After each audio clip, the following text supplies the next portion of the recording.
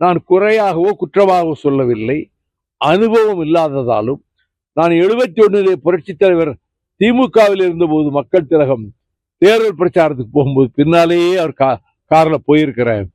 பெரிய கூட்டம், 2 பக்கமும் அப்படியே ரோடெல்லாம் படுத்து கிடப்பாங்க, பெண்களும் ஆண்களும். விடிய விடிய அவர் அந்த கூட்டத்துக்கு வரும்போது அந்த வேன் மேலே ஏறி நின்றுட்டு அந்த செக்க சிவந்த மேனி ரோஜா இதழை போல ஒளி வீசுகின்ற அவருடைய முகத்திலே வெளிச்சம் படும்.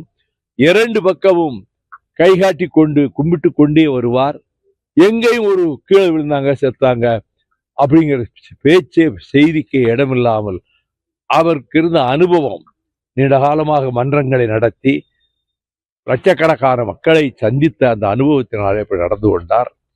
ஆனால் அப்படிப்பட்ட அனுபவம் சகோதரர் விஜய்க்கு இல்லாததால் இன்றைக்கு இவ்வளவு பெரிய துக்க நேரத்தில் அவர் இப்படி நடந்திருக்கலாமேன்னு மற்றவர்கள் சொல்லுகிற நிலைமைக்கு ஆளாகி இருக்கிறார்.